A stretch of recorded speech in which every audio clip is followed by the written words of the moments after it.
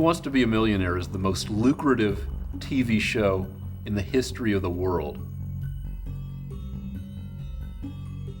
They make well over $1 billion a year in just the US, and it's on in 40 or so different countries. You'd think they'd have enough money to know what they're doing.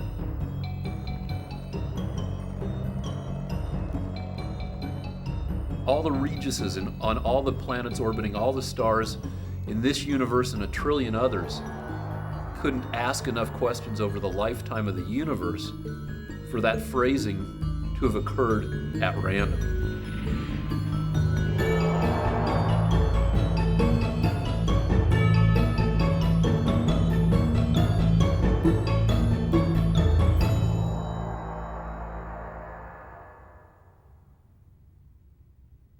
I have a tattoo on my ankle that says "Born to Do Math," and that serves to remind me of what I should be doing when I'm naked in front of an art class, if I happen to see it.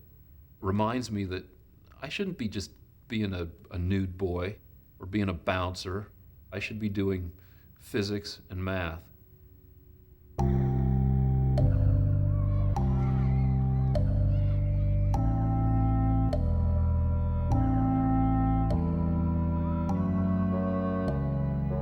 There were some early indications. Just all these little anecdotal things. Putting together the puzzle of the 50 states at some early age. Sitting in the barber chair, reading Esquire magazine at age 4 and asking what premature ejaculation means. People were bigger on the whole concept of genius back then. Post-Sputnik, US catching up space race. Parents thinking that their kids were geniuses. And I had all that genius stuff. When I was in junior high, I built a 3-dimensional statistical distribution curve generator that made a 3-dimensional bell curve out of BBs. For no good reason. No good reason. It made a nice curve, though.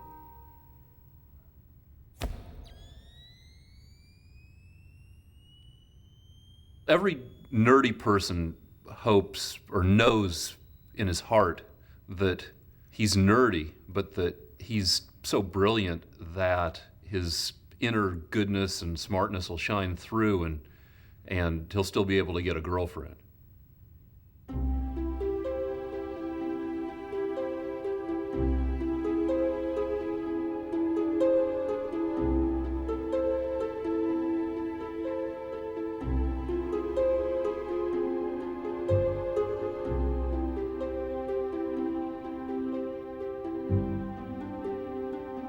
There was one of these basement kind of kissing parties. I'm hitting on this girl.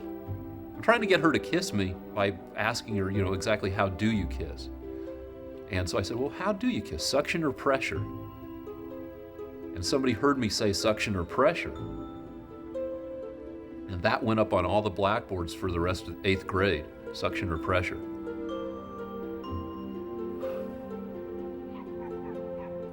My dog was really embarrassing, Mitzi the poodle. My best friend had Floyd the beagle. We would walk our dogs together thinking that somehow it would be less embarrassing if we each walked our embarrassing dog together. We had long walks. We'd walk for miles just trying to figure out how we would ever lose our virginity.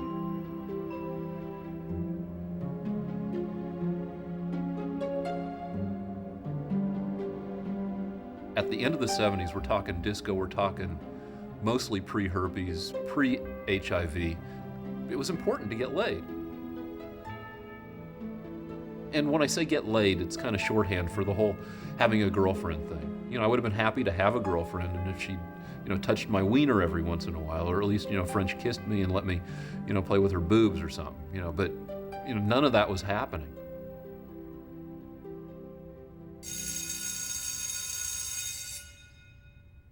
It wasn't exactly a nervous breakdown, but it wasn't stable behavior either. I took advantage of whatever laws letting me get access to my high school permanent record. I found out my actual IQ scores. They were about 150. I wanted to do the most interesting thing, which is think about the structure of the world, like an Einstein would do. I didn't think IQ 150 was adequate for doing that. So you just saw the score of 150 and just decided that wasn't good enough? That's not world-shakingly smart. That's smartest person at your high school smart. And that's what scared me about Harvard, because I'd be going to school with a bunch of people who all had IQs of 150. So I decided to re-educate myself as a not-so-smart person. I took as my model of behavior and appearance Barbarino from Welcome Back, Kotter. So I started lifting weights, started talking like this, and tried to get my hair all poofy and Travolta-like and just walking. But this is Boulder, which is a small town. Everybody had grown up with me. Nobody was buying it.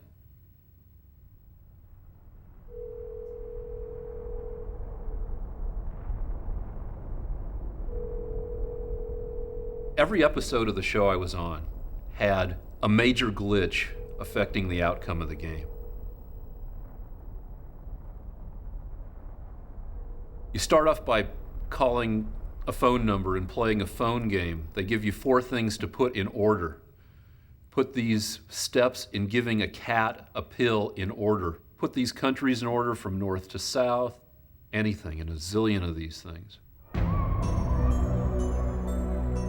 Your odds of getting the 3 questions right are 2% to 4%. They put you in a random drawing. It usually takes 30 to 40 successful tries to get a call back to play round 2, which is again over the phone.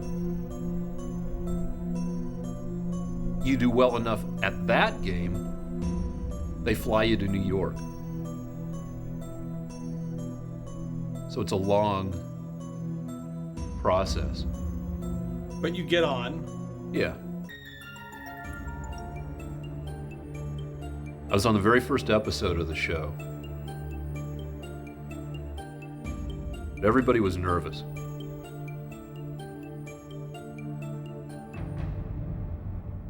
I screw up the first fastest finger.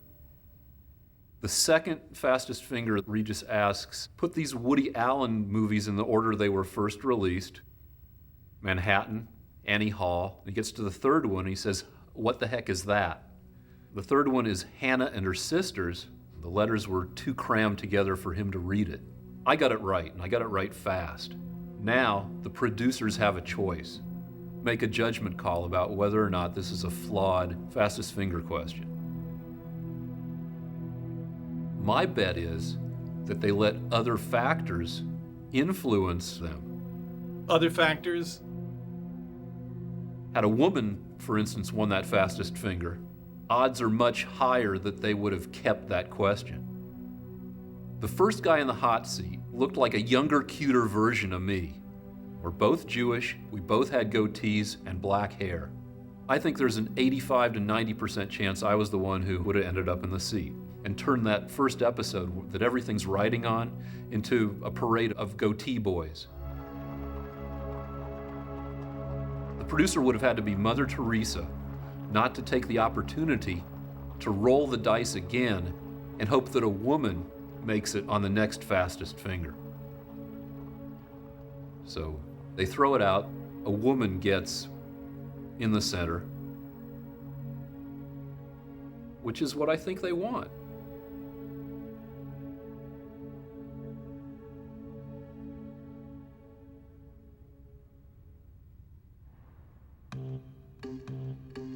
I had an inkling that chicks might dig scars. I had a lot of scars, all of them in bad places. 9th grade, I start working out and give myself a hernia, get a 4-inch scar along my groin. A bunch of scars up and down my left leg from a varicose vein stripping that shouldn't have been done at all. Went out for wrestling, put myself on this not very well-advised diet, lettuce and dog biscuits, because I was reading package labels and the biscuits seemed to have a lot of fiber and not a lot of fat. I got very bad hemorrhoids. I'm veiny, and hemorrhoids are ass veins. It's all part of the same deal. I'm walking around the school, with a maxi pad in the back of my shorts and pantyhose to keep my leg from falling apart. Plus I'm on Percodan, so I don't really give a shit that I'm like farting from my destroyed rectum every time I go down the stairs. I had all these scars that had shown that I'd been through these various procedures. They only served to be kind of embarrassing. Maybe chicks would dig cool scars. Good scars in good places. I started going as Conan every Halloween. Conan's always like bleeding from a couple places from his sword encounters and stuff. So a couple years I packed myself up a la Conan. Then Rambo comes out in, I don't know, like 85. His scars are in almost exactly the same place as I placed mine. And they had to have like a designer scar consultant who decided that here's where they'd look the best. So I felt validated in that I had good aesthetic taste in my placement of scars. But the deal is that women do not really dig scars. And the few women who do were women that I didn't want to know. Way too scary. So that's a bad choice. I mean, I wish I were more perfectible.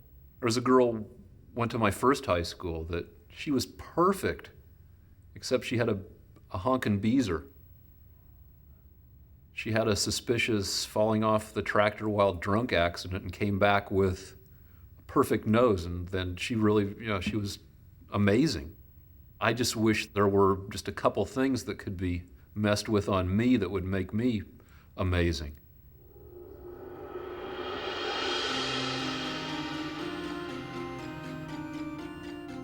Probably in October of my first senior year in high school, I read a book called Type A Behavior and Your Heart. And at that point, I was a super high achiever. I was in all these clubs, I had really good grades, high SATs, all this stuff. 2 alarm clocks, sharp stuff on the floor between the bed and the alarm clock so that I'd poke my feet and it would wake me up. And I just had a lot of stuff going on. They said that a Type A person looks back on stuff that happened to him and wishes that it could be fixed or done over. As soon as I read that, I thought that's an interesting idea. The do-over thing. It's like time travel. I broke into my high school, stole a bunch of blank transcript materials, created a new high school permanent record, gave myself a B average instead of an A average. Wait. You lowered your average? I saw high school as something that could be done right. I just wanted to be a more regular kid, go back to high school in Albuquerque and have a more fun high school existence.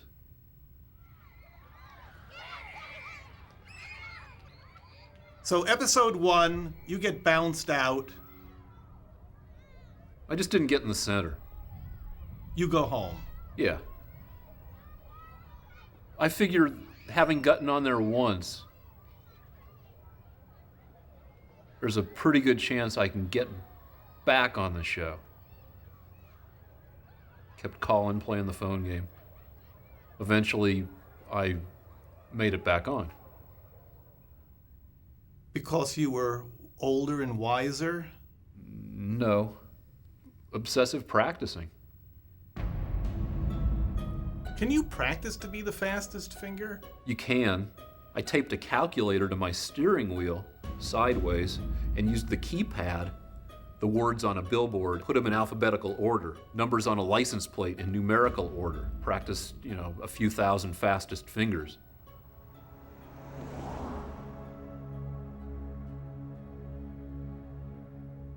I have a 6-year-old daughter, Isabella. We went down to Disney World for a family vacation. I know that we're going to be spending a certain amount of time, standing around or sitting around, waiting for some Disney thing to happen. So I took my World Almanac and I tore out all the pages that weren't pertinent, the zip codes of every single town above population 5,000. Don't need that. Tossed those away. Each section was about 100 pages thick, and I'd just take one section with me every time we went out into whatever land we were going. What is Isabella saying about all of this? Nothing. She knows I'm kind of, always lost in my own fog. I mean, what does she care what I'm reading?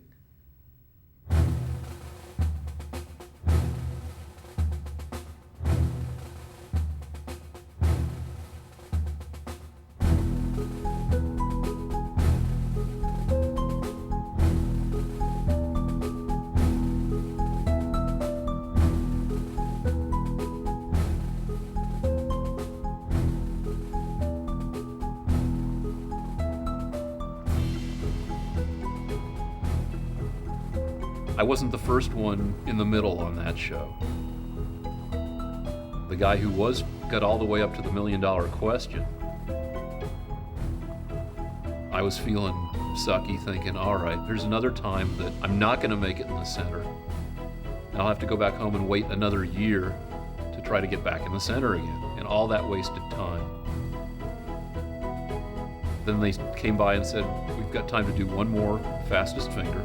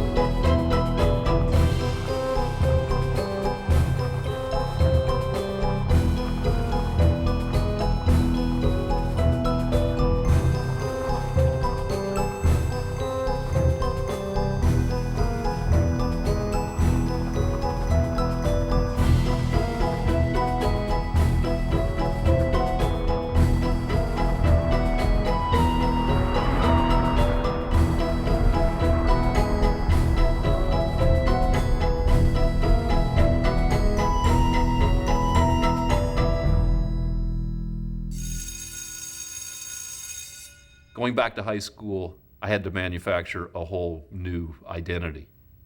I wanted to mess with my name to the point where it wouldn't pop up on a computer match and make anybody suspicious. So I turned Rick into my middle name and gave myself a first name that nobody in a million years would ever want to use, that name being Gilligan.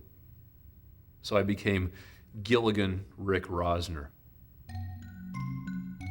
I registered Highland High in Albuquerque, class of 79.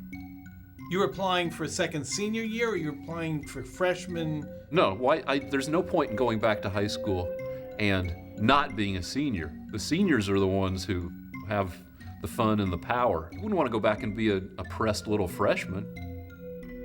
Highland High was more of a goody-goody school than my former school. And I'm there trying to be a Barbarino with my jean jacket with my collar up and talking, dropping my G's and all that. And I'm a new kid, and I don't fit in, and people think I'm kind of thuggy. I was regarded with suspicion and distaste. I didn't have any nighttime employment skills the first time I went back to high school. I was living in this apartment without a phone, and if I had a dime, I'd find an empty beer bottle and go fill it with gas, and that would get me enough gas to get to the gas station to buy 50 cents more gas. I'm working in a pet store, just cleaning up puppy crap. This was a pet store that was wall to wall, 110, 120 puppies, and cages stacked everywhere. Cleaning up puppy doo and stealing dog food to eat because I was starving. You're eating dog food again. Sometimes. It's a handful for the puppy and a few pieces for me. So I tried cat food, but cat food's nasty. Little bones would get caught in my throat. It's made out of some ground up something, and it's spiky. That was one of my jobs. I had another job where I was the only person who didn't speak Spanish at a cabinet factory. After I'd realized that nobody was going to like me anyway, I figured, all right, I'm going to actively participate in bothering you people. So I took my raw breakfast steaks with me to my first period class and just ate raw meat in first period chemistry. I sang the masturbation song in choir. The masturbation song? Last night I stayed home and masturbated. It felt so good, I knew it would. Last night I stayed home and masturbated. It felt so nice, I did it twice. I pushed it, pulled it, rolled it on the floor, tugged it, something, slammed it in the door. Some people think that sexual intercourse is neat, but me, I beat my meat. Anyway, by November I was done with that high school. Trying it the second time, it was even worse. Yes, it was worse the second time. So how many times do you end up going to high school? The first time, class of 78, then I was class of 79, prom for somebody in the class of 80, was unsuccessful at schmoozing my way into the LA public schools class of 81, impersonated somebody in the class of 84, and then my last time in high school was class of 87. High school's attractive to me, not because you necessarily have a good time, but because it's clear why you are miserable. This, and this. As opposed to real life, post-high school life, you can be miserable and not have a clear idea what makes you miserable. Dissatisfactions are more vague, more amorphous. High school is an abridged version of real life, and its abridgment adds clarity, and that clarity is comforting.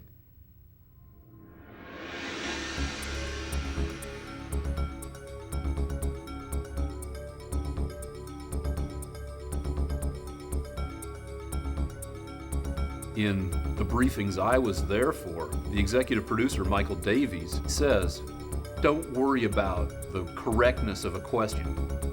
If the question is not right, we will track down the truth of the question and we will rectify it.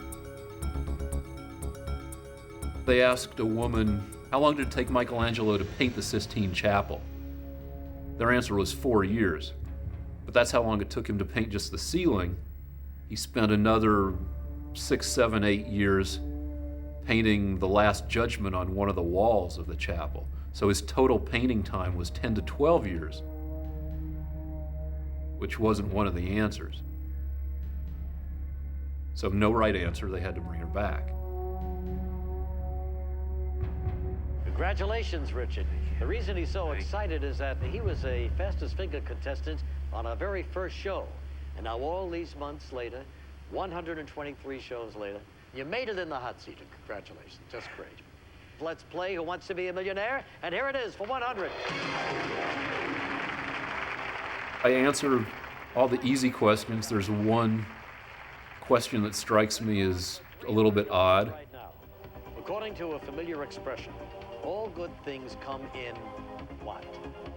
Sevens? I'd heard good things come in small packages. I'd heard that dead celebrities come in threes, or that bad things come in threes. I'd never heard good things come in threes, but that was the only answer that made sense, so I had to guess a little bit on that. Good things come in threes? You ever heard that? No. So. He's going for $16,000 right now. $16,000 questions can be answered about 70% of the time by an intelligent, knowledgeable person. What capital city is located at the highest altitude above sea level? I'm shocked because I've tracked the show. I've watched just about every single episode. I've recorded the hardness level at every level, just based on hundreds and thousands of questions.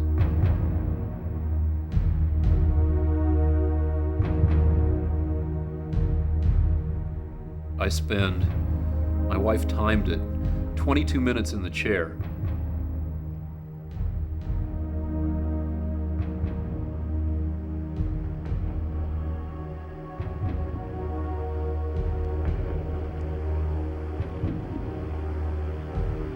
It's really something, isn't it? You waited a year to get back here. Yeah. And now you're here. And now we're waiting a year for your answer. Yeah.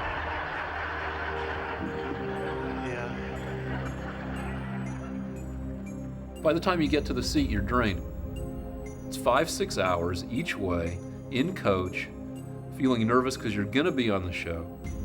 You get there at 10 at night, just in time to try to sleep a few hours. They pick you up early. They take you to where they can watch you. They don't allow you any reading materials. We'd been quarantined at ABC since something like 7 a.m. And now it's like 5:30 at night. Your adrenaline's pretty much depleted.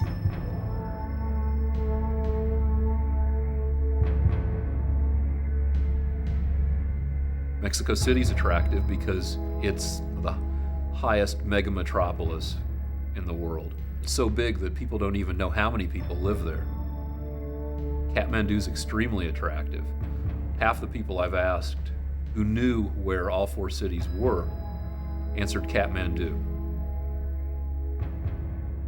Bogota is an attractive answer because it differs from Quito in World Almanac elevation by only about 550 feet.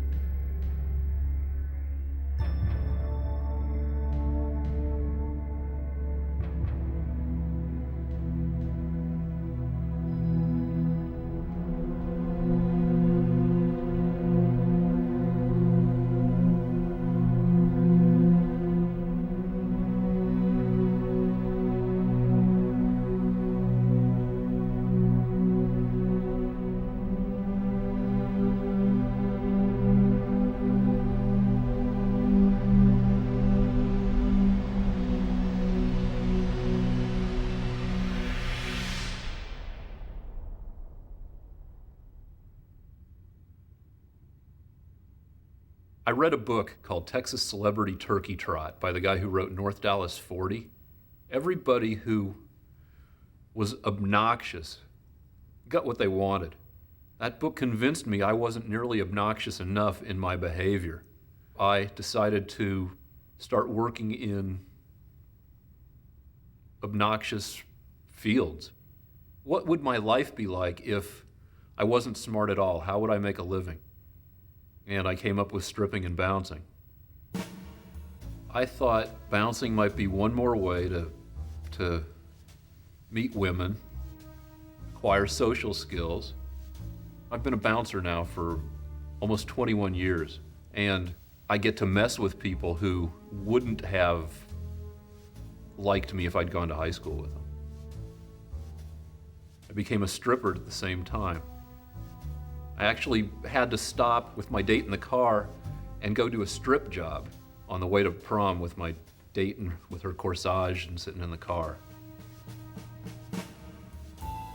She was very tolerant. Maybe part of having the better high school experience is having the opportunity to be a jerk. My self-esteem was all screwed up. Not only had I not gone to Harvard, but I hadn't even done well at going back to high school the second time around. I returned to Boulder after a few months, wrecked, ended up registering for my hometown college, barely going to class, eating 8 meals a day, trying to bulk up, stripping, bouncing. Found out that the IQ tests on which I'd scored 150 only went to 150. Took some more IQ tests and started scoring in the 170s, 180s, 190s. So I'm thinking, all right, that is adequate intelligence to be able to really do what I want to do. I should start acting smart. And the one thing I knew I could do, even if I couldn't successfully complete a theory of the universe, was I could absorb information. So I set a target of reading a book a day. When I got to LA, I wanted to check out whatever library resources the area offered. I accumulated 44 library cards for different communities across the state. San Diego up to San Luis Obispo or something. One time in a library in Oceanside, California, I found a book on relativity I've never seen anywhere before. Amazing diagrams of what the rotation of axes actually would look like at various speeds close to the speed of light. In Oceanside, California. And somewhere in there I decided, all right, I'll go back to high school and just sit in a desk and think all day. I figured high school would be a good place to do that. You're staring out the window for X number of hours a day. High school is like a controlled experiment. The variables are limited. It's got a nice structure. Make discoveries.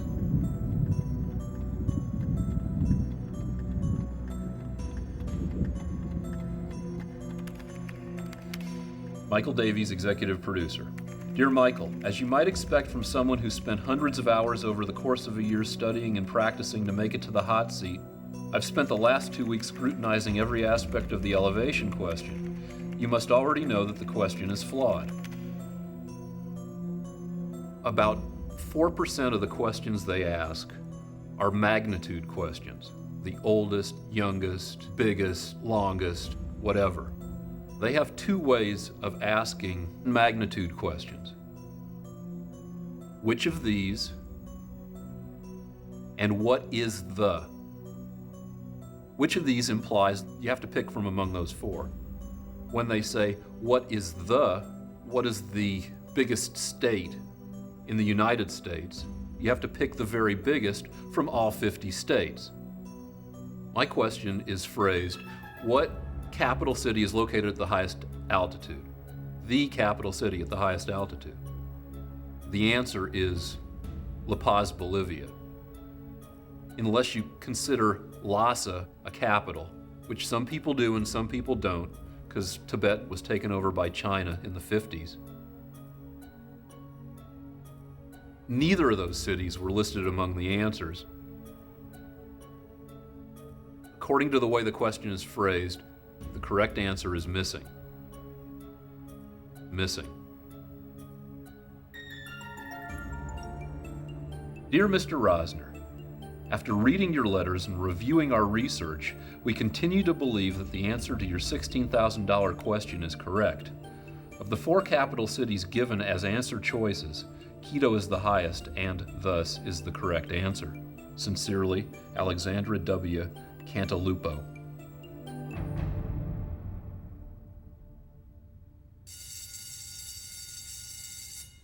This time I forged a set of 40 separate documents that all went into my high school permanent record, which were all lost by the school district. So I made it in on the basis of 4 extra documents I had sitting around. And I had a lot of trouble with stubble. I shaved every day, very close, 2-3 times, but I still had a lot of 5 o'clock shadow. I looked much younger in the morning after gravity had pulled my face up while I was sleeping. And then at the end of the day, I had trouble using my bus pass, and my face would have fallen. I would have aged an apparent 3 years or something, and I always had to show the rest of the fake contents of my wallet in order to use my student bus pass. And by then I knew how to do it right. It was high school student by day, nude model, bouncer by night. I was just very tired all the time.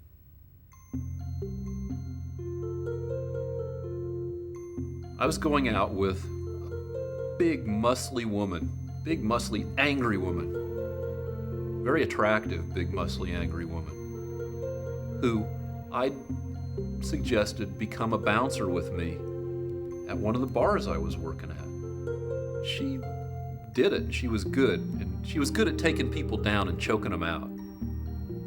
There was all sorts of angry, scary sex that I had a hard time getting over. Sex that's linked with fear makes an indelible impression. Sex that's linked with fear? Yeah, it somehow hardwires itself into your brain. We would have angry fights, and in the middle of the fight, I'd get a big erection because I knew that at the end of the argument, we would be having wild monkey angry sex.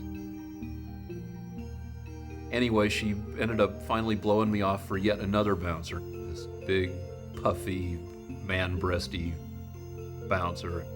It was a horrible breakup. I was taking a long time to recover, as you might imagine. But I had specific strategies for getting over my bummedness. I had to do something goofy at least once a week. I flew a physics equation on a banner towed by an airplane over Boulder in Denver. A physics equation? Yeah. I had this formula that reflected what I thought about the structure of the universe. The way Planck's constant shrinks in proportion to the addition of mass in your locality. That was just stupid thing one that day. Stupid thing two was I went to a Jewish singles dance, knowing it was going to be kind of an embarrassing and unproductive experience. I went because it was a goofy thing to do. I didn't anticipate things being so good at this Jewish singles dance in Denver, Colorado in 1986. My future wife was there, being Jewish, and she was wearing a big purple prom dress. Was she dressed as a high school girl? No, it was just a not quite appropriate but still very attractive dress. And then you had a daughter. Yes. She's probably more socially adept than either of her parents. She's smart, especially visually. It's too early to say extraordinary, but she's good at stuff. She's faster at doing jigsaw puzzles than my wife. She's been faster for a couple of years. But I'm not looking for a prodigy here. What you looking for? Somebody who can live their life effectively. Dear Michael, I hope that you've had a chance to look over the letter I faxed on Friday. I'm sorry to keep sending you letters. I'm not a grievance-oriented person, but I have found overwhelming and conclusive evidence that Millionaire made devastating mistakes on this question.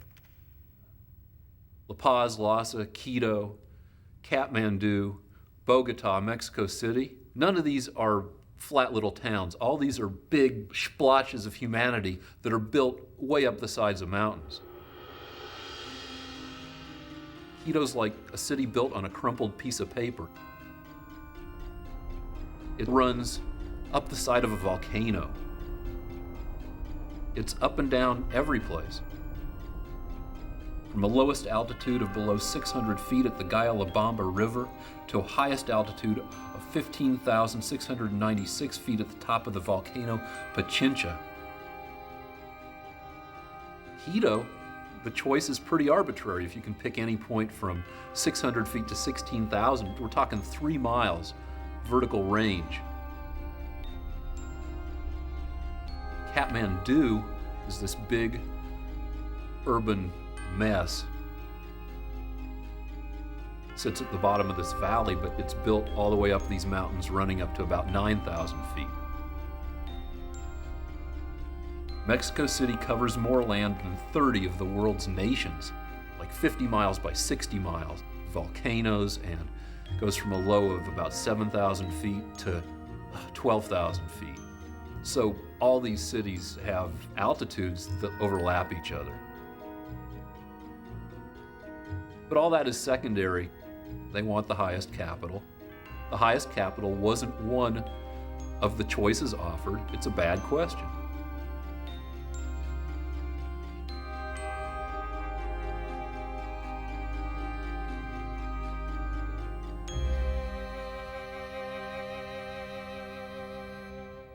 There's a map book of LA called the Thomas Guide that has like 120 pages. I've kept track of how many different pages of the Thomas Guide I've been naked in. And it's something like 40. It's like I'm running my own game show, Naked Bingo, trying to get, like 7 consecutive squares where I've been naked. If I'm looking to complete a naked square, I'll look in that square and see if there are any colleges, and then I'll go hit the art department and see if they can use a model. Is this competitive? Depends. Art Center Pasadena doesn't hire me anymore because they've caught me being an idiot too many times. Which means... All right. Sometimes they ask you to work in costume. They asked me to be a construction worker, which was fine. I have a bunch of tools. I brought in some tools. There's this old easel stand that's just all rotten. And I'm actually working on it, trying to knock it back together. The wood is all termite eaten and the saw slips. I saw my thumb in half. So blood's going all over the place and I got to get off the stand and get wrapped up. Though I was accurate, because if you look at the hands of people who actually work as carpenters, they've all got 9.5 fingers. A little bit too authentic.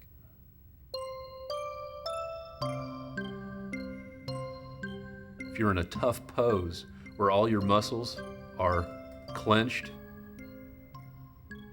pain and immobility would help me focus on thinking about the structure of the universe.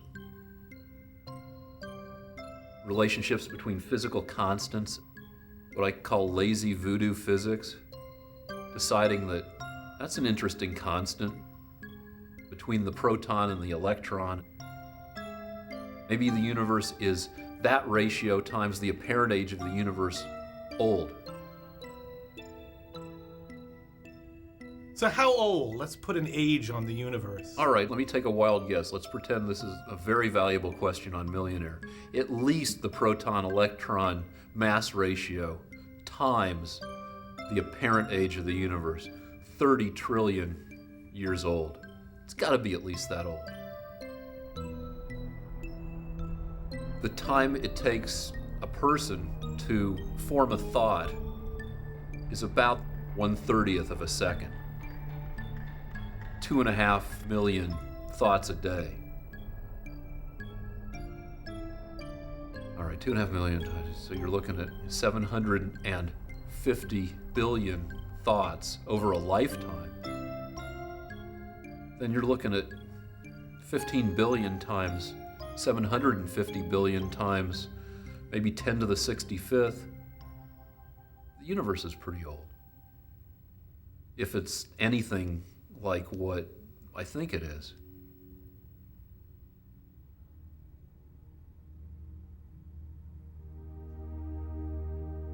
I looked at 25,000 questions from 14 countries in 7 languages, every continent except for Africa and Antarctica.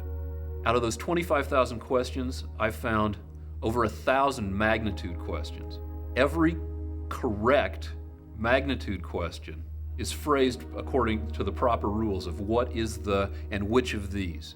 There are 3 incorrect magnitude questions that I've found. The 2 besides mine would be wrong regardless of how they were phrased. They asked in one of their board games, what U.S. state has the longest coastline? Their answer is Michigan. World Almanac, Time Almanac, Rand McNally Atlas, 16 out of 17 different dictionaries. Coastline refers to land adjacent to a sea or ocean. It's got 0 coastline. It's wrong. Now wait a second, this is the board game? This is the chocolate board game. If you get the questions right, you're supposed to be rewarded with pieces of chocolate. So on the chocolate board game, they have the Michigan question. Yes. So the only magnitude question that made it to broadcast, improperly phrased, was mine.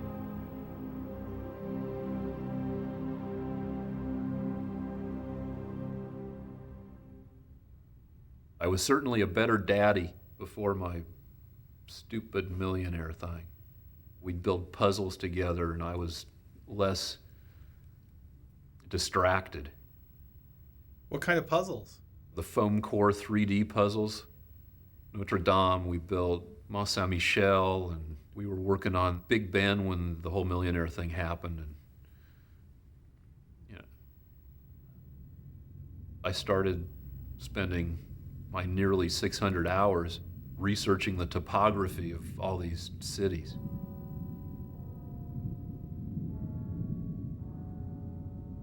Big Ben never got close to being finished.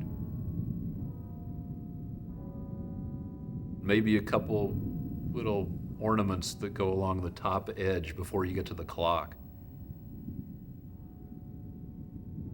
Almost none of it's finished.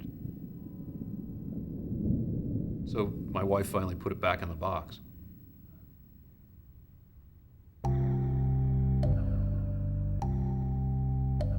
Dear Alex, I'm writing again about the capital altitude question. It's been a while, not because I've given up, but because I've been working 3 jobs and because researching the question is like having yet another job. And I've hesitated out of reluctance to be told once again that you won't treat me with the same fairness you've extended to other contestants. They're not admitting it. It's a bad question. The odds that what Millionaire is claiming, that it was accidental that some questions were phrased, what is the, and other questions were phrased, which of these is, the odds that all that is accidental is 1 in about 10 to the 85th. Which is not so far away from a Google.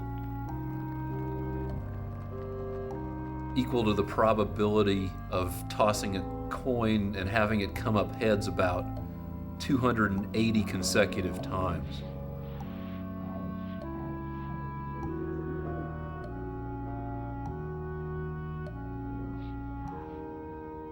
So how do you explain this phenomenon? They made a mistake. It's not accidental how their questions were phrased. With a certainty down to 1 part in 10 to the 85th. Obviously, I'm persistent.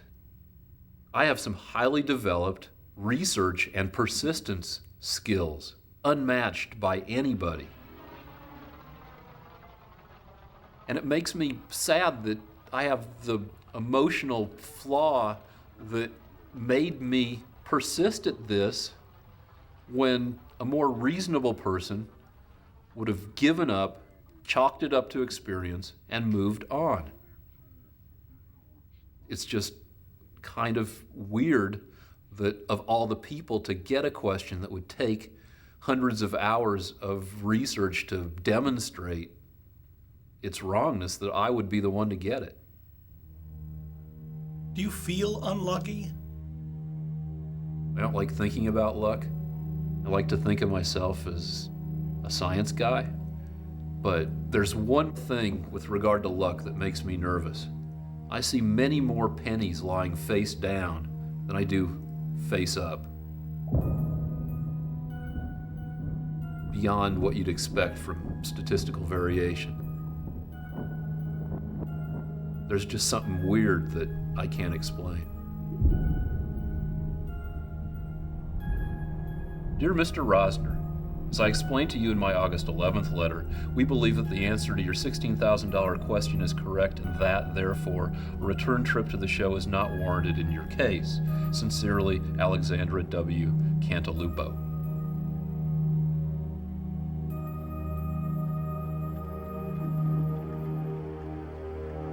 D.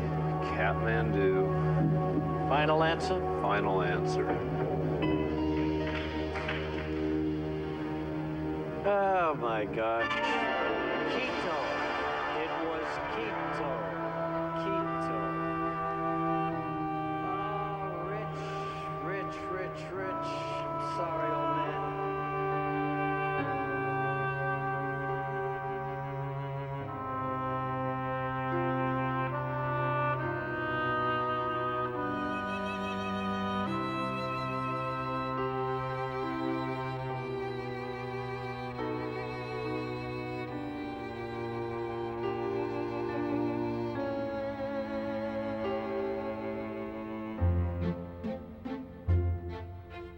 Why not give this up? Why not let this go?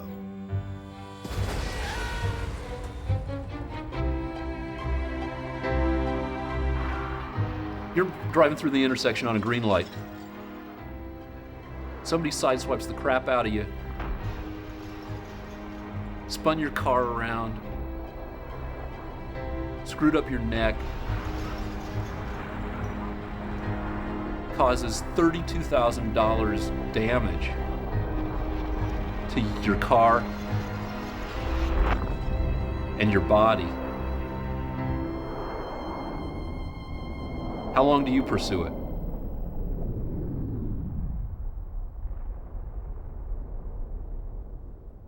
If I'm driving in LA and, well, this happened. I was driving in LA.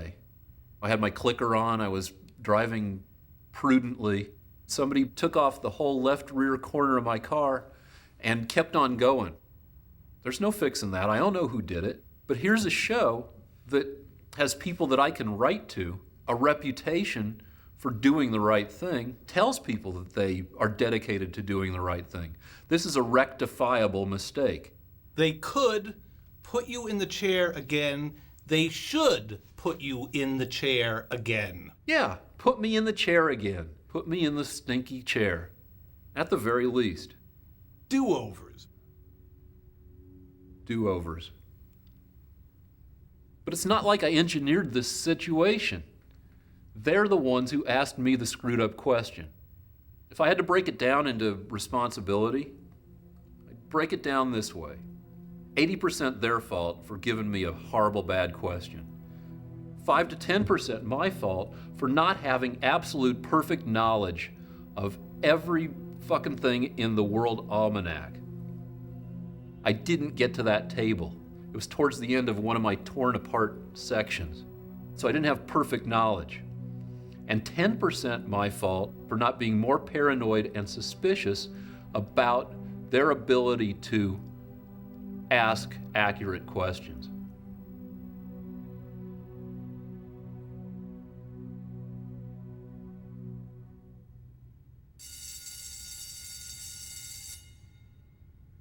There's 5 days to go until graduation. I'm just lurking in the halls of the school trying to find the least well-lit areas of the school so I can just sit there hunched over until graduation day. So at some point it became about making it to graduation. And your relationship with the other students? It was good.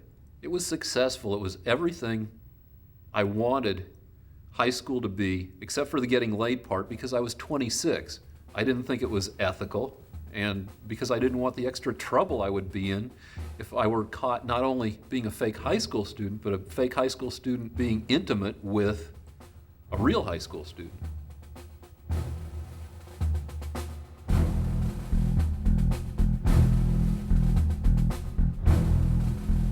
If I had to do it all over again, I would have tried to graduate high school really early at like age 14, and then spent the next 15 years solidly going to high school, all across the country. Shoot for going to 100 different high schools. But I got started late. I didn't know that going to high school was a calling of mine until I was almost too old to pull it off.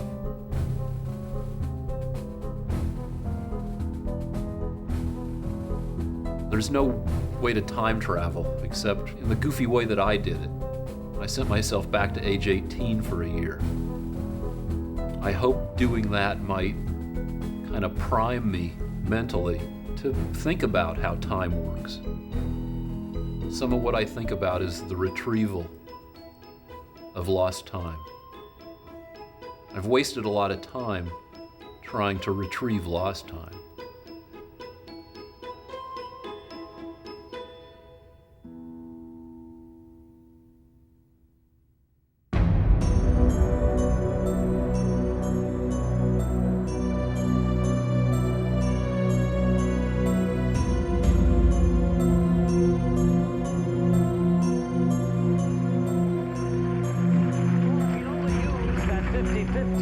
have realized that it was between Quito and Bogota, with Quito winning out at 9,222 feet. Wait in the year. It's hard to